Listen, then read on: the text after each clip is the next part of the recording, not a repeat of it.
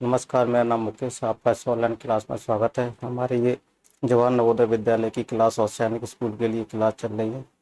और इससे पहले कि अपन बहुत सारे क्वेश्चन कर चुके थे। और ये फैक्टर और मल्टीपल वाली क्लास है, यानी गुणनखंड और गुणज। तो इसमें देखो, क्वेश्चन बोर्ड पर दिख रहा है कि find the prime factor of 30 के प्राइम फैक्टराइजेशन तुमने करना सीखा था कि प्राइम फैक्टराइजेशन करने का ये नियम रहता है। 30 को ऐसे लिखना है, ऐसे लाइन खींचनी है, फिर ये दो से सबसे छोटी संख्या कौन सी है, दो से ये कट रही है, तीन से भी कट रही है, लेकिन सबसे छोटी दो से कट रही है तो दो से काटेंगे। और ये इस तरीके से करेंगे, 5 15, 5 3 15। तो इसके प्राइम फैक्टराइजेशन कितने हो जाएंगे, 2 3 × 5। तो 3 × 5 वाला कौन सा ऑप्शन है, अपना डी वाला ऑप्शन है। तो ये सारे क्या हो जाएंगे, ये इसमें आंसर हो जाएगा। तो ये आपको समझ में आया होगा। तो प्राइम फैक्टराइजेशन समझ में आ गया हो। प्राइम फैक्टराइजेशन का मतलब होता है ऐसे फैक्टर जिसको और भी टुकड़ों में डिवाइड नहीं किया जा सकता, या ये कहें कि जिसमें कोई कंपोजिट भाज्य संख्या नहीं होनी चाहिए, सिर्फ अभाज्य संख्या आनी चाहिए। दो भी एक अभाज्य संख्या, तीन भी अभाज्य संख्या है, पांच भी अभाज्य संख्या है, इसलिए इसको प्राइम फैक्टराइजेशन बोलते हैं। क्या बोलते हैं? प्राइम फैक्टराइजेशन बोलते हैं। अभाज्य संख्या बोलते हैं। कौन सी बोलते हैं? देखो, कि इसके अभाज्य गुणनखंड ज्ञात करने हैं। तो इस तरीके से अपन इसको ज्ञात करेंगे। तो आशा करता हूँ आपको ये समझ में आया होगा। 30 के अभाज्य गुणनखंड ज्ञात करने हैं। अब देख लेते हैं संख्या। अभी एक क्वेश्चन है, देखो ये क्वेश्चन बहुत अच्छा है और इसको पढ़ो ध्यान से, और सारे क्वेश्चनों को एक भी छूटेगा नहीं। और अपन स्लोली स्लोली क्लास को चलाएंगे और जीरो लेवल से हाई लेवल की तरफ ले जाएंगे। तो संख्या ना तो अभाज्य है ना अभाज्य। तो कौन सी संख्या है? देखो, जो अभाज्य होती है ना अभाज्य की होती है, तो वो सिर्फ एक संख्या है। कौन सी है? 1 नंबर है। सी वाला ऑप्शन आ जाएगा, 1 1। कौन सी है संख्या? ना तो भाज्य संख्या है ना अभाज्य संख्या है। कौन सी संख्या है, ये आ जाएगी।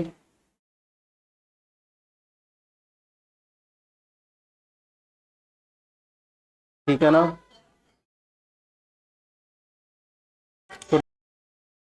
तो ये देखो, समझ में आ गया होगा।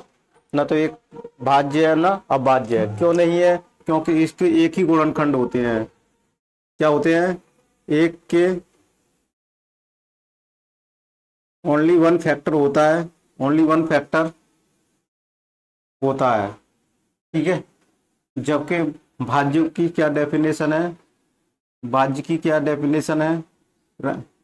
कंपोजिट नंबर, यानी कंपोजिट नंबर की क्या डेफिनेशन है? क्या डेफिनेशन है? More than two factor, more than two factor. और प्राइम नंबर की क्या डेफिनेशन है? Two factor, two factor, one and it's self, एक और स्वयं, ये होनी चाहिए। ये क्या होती है? इसलिए एक न तो भाज्य है न अभाज्य, एक के सिर्फ एक ही गुणनखंड होता है। अब देख लेते हैं, अगला प्रश्न देख लेते हैं। देखो, ये इंग्लिश मीडियम में ही था। और अब चलते हैं, कौन सी संख्या 16 का गुणनखंड है? ये संख्या छांटनी है अपन को चेक करना है कौन सी संख्या 16 का गुणनखंड है या नहीं है। तो 16 के गुणनखंड के लिए सबसे पहले पहचान के लिए वो गुणनखंड विधि अपना नहीं अपनाना है, ऐसे करके नहीं देखना है। बारी बारी से क्या करेंगे, 16 है, 16 में 8 का भाग दे के देखो, 16 में 5 का भाग दे के देखो, और 16 में 9 का भाग दे के देखो, और 16 में 7 का भाग दे के दो। ये संख्या, ये अपन कहें ये पूरी से पूरी कौन सी कट रही है? तो 5 से ये पूरी संख्या नहीं कट रही है। 9 में 16 का भाग पूरे का पूरा नहीं जा रहा है। 16 में 7 का भाग पूरा का पूरा नहीं जा रहा है। और इसमें पूरा का पूरा भाग जा रहा है। इसमें पूरा का पूरा भाग जा रहा है। अगर इसकी ठीक है, तो इसमें रिमाइंडर 0 बचेगा, इसमें रिमाइंडर 0 बचेगा, इसमें रिमाइंडर क्या बचेगा? 0 बचेगा। रिमाइंडर कितना बचेगा? 0। 0 शेषफल बचेगा। ठीक है, 0 शेषफल बचेगा। तो इसलिए अपना ये आंसर हो जाएगा।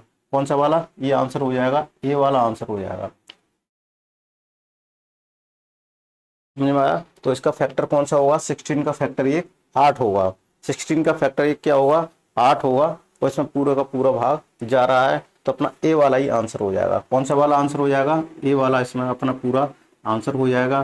क्योंकि एक 16 का एक फैक्टर 8 है। 8 इसलिए फैक्टर है, जितने भी संख्या के फैक्टर होंगे वो संख्या फैक्टर का क्या होगा, उस संख्या में पूरे का पूरा भाग जाना चाहिए, तभी वो संख्या क्या कहलाएगी, फैक्टर कहलाएगी उस संख्या की। चलते हैं अगला प्रश्न, कौन सी संख्या 7 का गुणज है। तो ये मैं शायद करा चुका था, कौन सी संख्या 7 का गुणज है, 749। तो इसमें सी वाला ऑप्शन है अपना, सी वाला ऑप्शन है अपना। तो देखो 7 के पाड़ा, 7 का पाड़ा पढ़ो,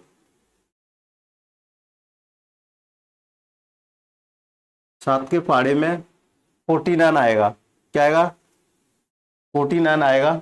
62 नहीं आता है, 45 नहीं आता है, 49 नहीं आता, तो ये वाला आता है, ये अपना क्या हो जाएगा, आंसर हो जाएगा। कौन सा आंसर हो जाएगा, 49 हो जाएगा। शायद ये अपन करा चुके थे, ये क्वेश्चन, ये क्वेश्चन शायद करा चुके थे अपन, ठीक है ना, ये क्वेश्चन शायद करा चुके थे। और चलते हैं अगले प्रश्न के 36 के, ये भी शायद क्वेश्चन मैंने करा दिया था इससे पहले क्वेश्चन में। तो इसमें बी वाला ऑप्शन होगा और 9 क्या होंगे इसके गुणनखंड होंगे। कितने गुणनखंड होंगे, 9 होगा। और बी वाला इसमें ऑप्शन होगा, कौन सा वाला होगा, बी वाला ऑप्शन होगा। तो ये भी अपन अगले क्लास में करा चुके थे, चलो इसको छोड़ देते हैं 36 के।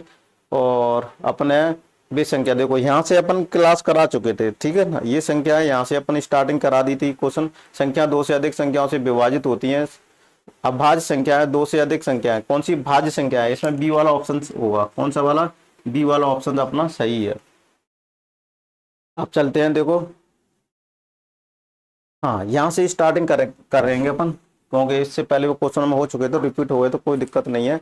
कि क्या देखो, ये क्वेश्चन अपना था, ये 30, ये वहां तक क्वेश्चन कर चुके थे, अपने यहाँ से क्लास को स्टार्टिंग क्वेश्चन था।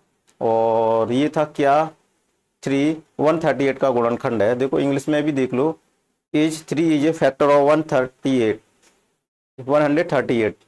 क्या 3 एक फैक्टर है 138 का। तो ये पूछ रहा है क्या एक 138 का एक गुणनखंड 3 है, 138 का 3 एक गुणनखंड कब होगा, 138। पहले तो इसके अंकों को जोड़ लो, अंकों को जोड़ने पर क्या आएगा, 8 9 10 11 12, 12 आएगा। 12 में भाग दे के देखेंगे 3 का, 3 तो चौक 12, तो ये 0 शेषफल बचेगा, 0 शेषफल बचेगा। यानी अपन ये कहेंगे कि 138 में 3 का भाग जा रहा है, 138 में पूरा का पूरा 3 से कट रही है, यानी वो गुणनखंड तभी कहलाएगा उस संख्या का, तभी कहलाएगा वो गुणनखंड उस गुणनखंड का उस संख्या में पूरी तरह से भाग जाना चाहिए। यानी 138 में किसका, 3 का पूरा पूरा भाग जाएगा और यहाँ 0 शेषफल बचेगा, 0 शेषफल बचेगा। तो ये क्या होगा, एक फैक्टर होगा, ये फैक्टर होगा गुणनखंड। यानी 138 का एक गुणनखंड तो और भी होंगे, एक गुणनखंड 3 होगा, ठीक है। तो ये अपना आएगा 130 होगा, तो ये यस वाला ऑप्शन आ जाएगा। कौन सा, यस, हाँ क्या होगा, हाँ यही अपना क्या हो जाएगा, आंसर हो जाएगा। समझ में आया होगा, यही अपना क्या हो जाएगा, आंसर हो जाएगा। यहाँ तक कोई दिक्कत। तो ये 138 का एक 3 ऑप्शंस है। तो ये शॉर्टकट में जल्दी से करने का एक तरीका है, इस तरीके से अपन जल्दी फास्ट कर सकते हैं। अगर आपको गुणनखंड ही देखने हैं तो 138 का फैक्टर कर लेना, 3 क्या एक प्राइम नंबर है तो प्राइम फैक्टराइजेशन कर लेना, प्राइम फैक्टराइजेशन 138 का इस तरीके से निकाल लेना, उसमें एक 3 गुणनखंड आ जाएगा। तो इसलिए अपन कहेंगे 3 एक गुणनखंड है। यहाँ तक कोई दिक्कत हो। अब देखते अपना अगला वाला आ गया है, देखो हिंदी में वो सब सही समझ में आ रहा हो, इंग्लिश में क्या दिया है, 2442 यानी 2442 दिया हुआ, क्या डिविजिबल है, यानी पूरी तरह से भाग चला जाएगा 6 का। तो देखते हैं, 6 विभाज्य, 6 से विभाज्यता का नियम मैंने क्या पढ़ाया था वो अपन देखते हैं। 6 से विभाज्यता का नियम क्या था, 6 से विभाज्यता का नियम मैंने बताया था, 6 से विभाज्यता का नियम क्या था,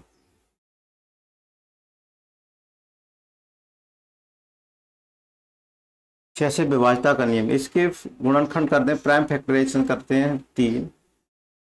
रिलेटिवली प्राइम नंबर है, रिलेटिवली प्राइम नंबर क्या है, इनमें कॉमन कितना है, कॉमन 1 है, रिलेटिव प्राइम में कॉमन 1 है, या एलसीएम कितना है 1 है, ये कहेंगे। तो ये क्या संख्या होगी, तब ये संख्या, तब 2 से डिविजिबल क्या होगा, 2 से भी भाग जाना चाहिए, 2 से, और 3 से दोनों से विभाजित होनी चाहिए, विभाजित होनी चाहिए। अगर ये संख्या विभाजित होगी तो वो संख्या किससे भी विभाजित होगी, तो वह संख्या 6 से विभाजित होगी।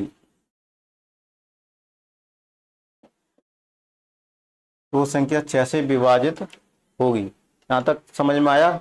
अगर ये संख्या 3 और 2 से विभाजित होगी तो वो संख्या किससे विभाजित होगी। तो यहाँ से सबसे पहले देख लेते हैं 24 42। तो देखो ये समझ में आया होगा कि क्या ये संख्या 6 से डिविजिबल है। क्या ये संख्या 6 से डिविजिबल है। ये 6 से डिविजिबल होने के लिए मैंने क्या बताया था कि 2, 3 से भी भाग जाना चाहिए। 2 से डिविजिबल का क्या नियम था, 2 से विभाज्यता का नियम क्या था, इकाई का अंक 2 सम होनी चाहिए। ये कौन सी संख्या है, 2 है। 2 से डिविजिबल कब होगी, जब इकाई का अंक क्या होगा, 0, 2, 4, 6 और 8 ये होगा। तो वो संख्या 2 से विभाजित होगी। तो वो संख्या किससे होगी, 2 से विभाजित होगी। ठीक है, तो ये 2 से तो विभाजित हो रही है। ये इकाई का अंक क्या है, इकाई का अंक 2 है। इकाई का अंक 2 है, चलिए ये संख्या 2 से विभाजित हो रही है। 3 से विभाजित का नियम क्या है, उसके अंकों को ऐड करके देखना है। उसके अंकों का जो टोटल आएगा उस टोटल में 3 का भाग दे के देखना। अगर उस टोटल में 3 का भाग पूरी तरह से चला जाता है तो संख्या 3 से भी डिवाइड होगी। अगर वो संख्या 2 से भी पूरी तरह विभाजित हो रही है, 3 से भी विभाजित हो रही है, तो वो कुल मिला के वो संख्या किससे विभाजित होगी, 6 से विभाजित होगी। देखो 4, 2, 6, 6, 2, 8, 9, 10, 11, 12। तो ये संख्या किससे विभाजित हो रही है, 3 से विभाजित हो रही है। यानी 2 + 4 + 4 + 2, 4, 2, 6, 6, 10, 2, 12। 12 किससे विभाजित हो रही है, 3 से विभाजित हो रही है। ठीक है, तो ये पूरी सब विभाजित होगी। तो ये संख्या किससे विभाजित होगी, 6 से भी डिविजिबल होगी। तो कौन सा ऑप्शन होगा, यस। क्या होगा अपना, यहाँ से देखो यहाँ वाला ए वाला ऑप्शन आ जाएगा, यस। यानी हाँ, ये संख्या क्या हो जाएगी, ये डिविजिबल हो जाएगी। ठीक है, तो ये अपना आंसर हो जाएगा।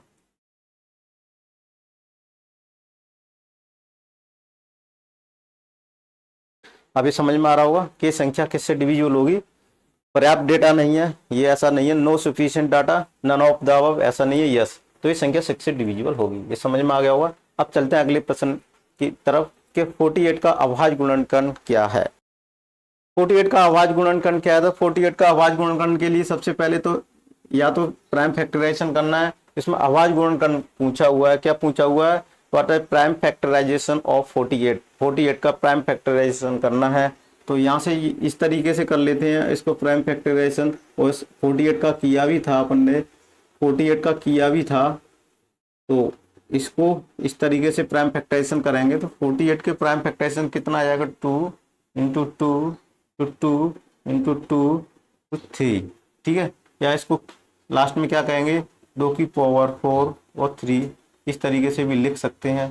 तो इस तरीके से ये कौन सा आएगा, ये वाला ऑप्शन किस में मैच कर रहा है, ये वाला ऑप्शन किस में मैच कर रहा है, ये वाला ऑप्शन अपना डी में मैच कर रहा है। तो डी वाला क्या हो जाएगा, अपना आंसर हो जाएगा। क्या हो जाएगा, अपना डी वाला ही अपना आंसर हो जाएगा।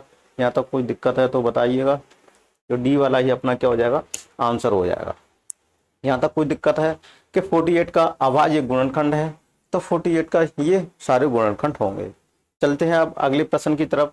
क्या ये संख्या 9 से विभाज्य है, क्या संख्या 9 से विभाज्य है। 9 से ये जो क्वेश्चंस आ रहे हैं, ये प्रश्न आ रहे हैं, ये प्रश्न विभाज्यता के नियम के ऊपर आ रहे हैं। इसमें अपने विभाज्यता का नियम भी, कंसेप्ट भी क्लियर होता जाएगा और सारे क्लियर भी होते जाएंगे और अपना रिवीजन भी होता जा रहा है। तो क्या मैं ये कहूँ आपसे, क्या 2449 9 से विभाजित है, या अपन कहें इंग्लिश में क्वेश्चनों को देखो, इज 2439 इज डिविजिबल बाई 9। क्या यह 9 से डिविजिबल है। तो ये सिर्फ आपको तभी पता होगा जब आपको 9 से विभाज्यता का नियम पता होगा। तो मैं इससे पहले वाली क्लासों में विभाज्यता के सारे नियम बता चुका हूं। आप मेरी विभाज्यता वाली सारी क्लासें देख लीजिएगा। और आप एडवांस में विभाज्यता के नियम और पढ़ना है तो मेरी एसएससी की क्लास पढ़ी है, वहाँ सारे विभाज्यता के नियम अच्छी तरह से मैंने एक्सप्लेन किए हैं। ये जवाहर नवोदय विद्यालय के लिए क्लास चल रही है, तो यहाँ पर मैंने उसके अकॉर्डिंग ही विभाज्यता के नियम सारे बताए गए हैं, फिर भी आप देख लेना, मेरे इससे पहले की क्लास डली हुई है तो उसमें विभाज्यता के नियम दिए हुए हैं। 9 का विभाज्यता का नियम क्या कहता है ये आप पढ़ लीजिए। 9 का डिविजिबिलिटी का नियम ये कहता है कोई भी संख्या 9 से तभी डिविजिबल होगी जब उसके अंकों का यानी डिजिट, उनके डिजिटों का सम करेंगे और वो डिजिटों का सम 9 से भी विभाजित हो जाए। 9 से विभाजित हो रहा है उसका डिजिट सम, यानी उसके डिजिट सम, संख्या का डिजिट सम जो 9 से विभाजित हो रहा है तो वो संख्या 9 से भी विभाजित होगी। उसके अंकों का जो टोटल करेंगे, कोई भी संख्या दी हो उसके अंकों का योग करेंगे, उस योग में अगर 9 से भाग पूरा का पूरा भाग जा रहा है तो वो संख्या 9 से भी विभाजित होगी।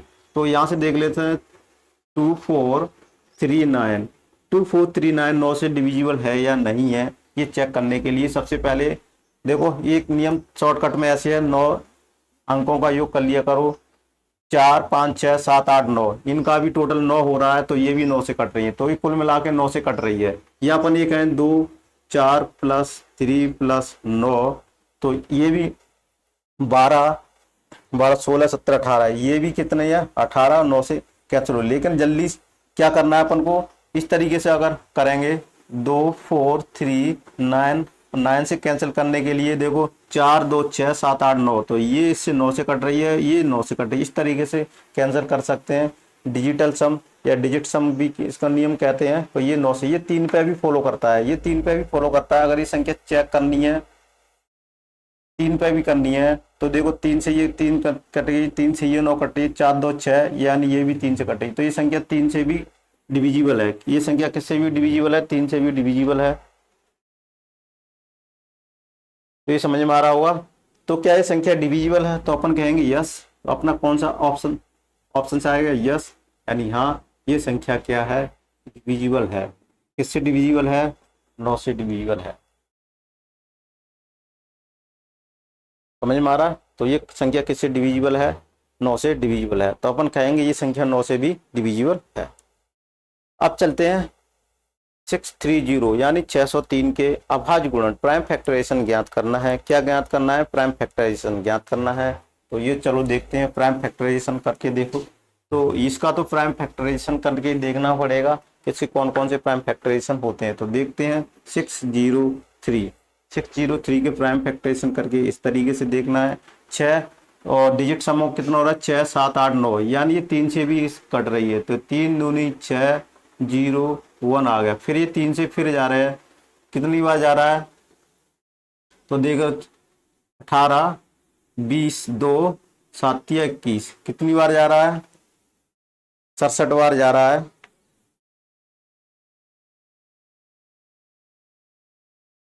सही सही है क्या, देखो 18 और 2 7 21, ठीक है।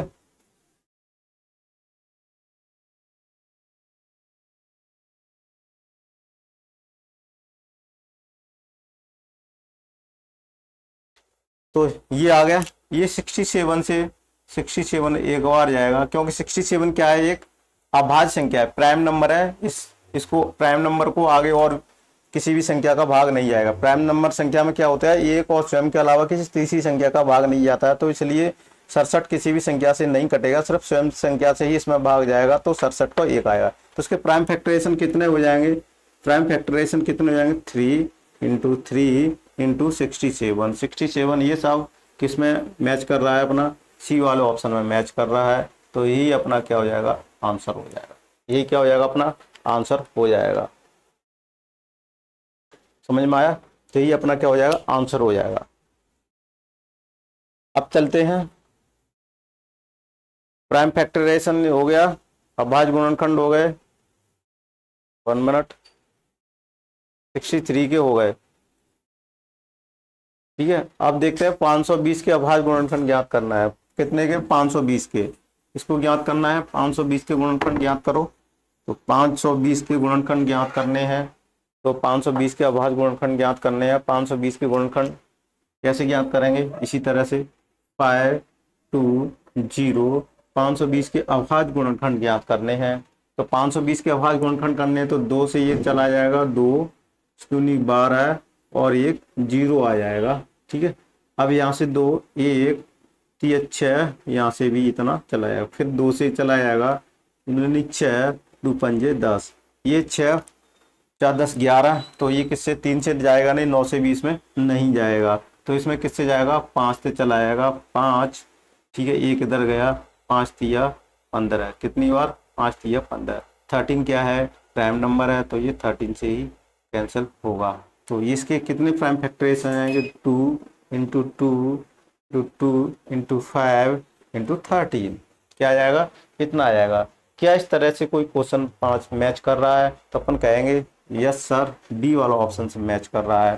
कौन सा, डी वाला ऑप्शन से मैच कर रहा है, यही क्या हो जाएगा अपना आंसर हो जाएगा, बी वाला मैच कर रहा है, ठीक है, कर रहा है ना। तो ये देखो, फाइंड द फैक्टर ऑफ 520 के इस तरीके से प्राइम फैक्टराइजेशन करना है, और प्राइम फैक्टर के बारे में दिया है, अभाज्य गुणनखंड कहलाएंगे। अब चलते हैं अगले प्रश्न, सबसे छोटी अभाज्य संख्या कौन सी है। तो इससे पहले वाले भी क्वेश्चन में एक क्वेश्चन आ चुका था कि सबसे छोटी अभाज्य संख्या कौन सी है। तो सबसे छोटी अभाज्य संख्या कौन सी है, सबसे छोटी अभाज्य संख्या कौन सी है, तो ये पहले भी क्वेश्चन दे चुके थे, सी वाला ऑप्शन है 2 है, सबसे छोटी अभाज्य संख्या 2 है, और सबसे छोटी सम अभाज्य मात्र एक सम अभाज्य संख्या भी 2 है। क्या है, मात्र सम अभाज्य संख्या भी 2 है। स्मॉलेस्ट प्राइम नंबर 2 है, और ये भी A1 smallest A1 prime number कहलाएगी, ठीक है। चलते हैं अगले प्रश्न के, प्रत्येक संख्या का एक गुणनखंड है, एक प्रत्येक संख्या का एक गुणनखंड है, 2 प्रत्येक संख्या का एक गुणनखंड है, 3 प्रत्येक संख्या का एक गुणनखंड है, 4 प्रत्येक संख्या का एक गुणनखंड है। ऑप्शंस में दिए हुए हैं और ब्लैंक ये जो दिया हुआ है उसमें भरना है। क्या भरना है, is a factor of every number, क्या एवरी नंबर के कितने फैक्टर होते हैं, कुल मिला के ये संख्या दी हुई है, क्या एवरी नंबर के कितने फैक्टर होते हैं। तो मैं आपको बता चुका था कि एवरी नंबर के कितने फैक्टर होते हैं, एवरी नंबर के 2 फैक्टर तो होते ही होते हैं। इसमें क्या दिया हुआ है देखो ध्यान से, प्रत्येक संख्या का एक गुणनखंड, प्रत्येक संख्या का एक गुणनखंड है, यानी एक प्रत्येक संख्या का एक गुणनखंड है, 2 प्रत्येक संख्या का एक गुणनखंड है, 3 प्रत्येक संख्या का एक गुणनखंड है, 4 प्रत्येक संख्या का। तो अपन कहेंगे कि एक नंबर है, ये क्या है प्रत्येक संख्या का, ये क्या है प्रत्येक संख्या का गुणनखंड है, प्रत्येक संख्या का गुणनखंड है, ठीक है। तो ये वाला कौन सा ऑप्शन हो जाएगा, ये वाला अपना आंसर हो जाएगा कि एवरी नंबर संख्या का क्या हो जाएगा, ये गुणनखंड है, क्या है गुणनखंड है। तो एक ऐसी संख्या आती है जिसका एक गुणनखंड होता है, मैं कहूँ 16 का एक तो गुणनखंड होगा, 16 भी होगा, 15 का एक भी होगा, 15 भी होगा, और भी गुणनखंड होंगे, लेकिन मैं 2 लिख रहा हूँ। और जैसे 13 का है एक और 13, तो एक तो सब में आ रहा है, यानी एक गुणनखंड, एक नंबर तो प्रत्येक संख्या का क्या होगा गुणनखंड होगा, प्रत्येक संख्या का एक गुणनखंड होगा। इसलिए अपन कह सकते हैं कि एक ये फैक्टर ऑफ एवरी नंबर। यहाँ तक समझ में आया होगा। अब चलते हैं अगले प्रश्न की तरफ। तो ये अपने क्वेश्चंस पूरे हो गए थे, तो ये अपने अगले बार से प्रैक्टिस क्वेश्चंस करेंगे, जो जवाहर नवोदय विद्यालय सैनिक और मिलिट्री में जितने क्वेश्चन आए हुए हैं अभी तक 2024 तक, वो सारे क्वेश्चनों को करेंगे, और अगले नेक्स्ट क्लास में उसको करेंगे। तो ये क्लास आपको कैसी लगी कमेंट्स में जरूर बताइएगा, और इस वीडियो को ज़्यादा शेयर कीजिएगा, जिससे और भी इस क्लास का फायदा उठा सके। मैं ये वीडियो इतनी मेहनत से आपके लिए बना रहा हूँ, आपको सेकंड लगते हैं आपको इस वीडियो को लाइक और शेयर करने में। फेसबुक पर है आप तो उसको लाइक कीजिएगा, शेयर भी कीजिएगा। अगर यूट्यूब चैनल पर इस वीडियो को देख रहे हो तो वहाँ पर सब्सक्राइब करना ना भूलिएगा, और कमेंट्स में मेरी क्लास कैसी लगी वो भी लिखना ना भूलिएगा, जिससे मैं आपकी अपने आप में और मॉडिफिकेशन करूँ अकॉर्डिंग आपके, आप मेरा कैसा फीडबैक चाह रहे हैं, मैं कैसा आपको पढ़ा रहा हूँ। तो thank you for watching this video, मिलते हैं अगली नेक्स्ट क्लास में।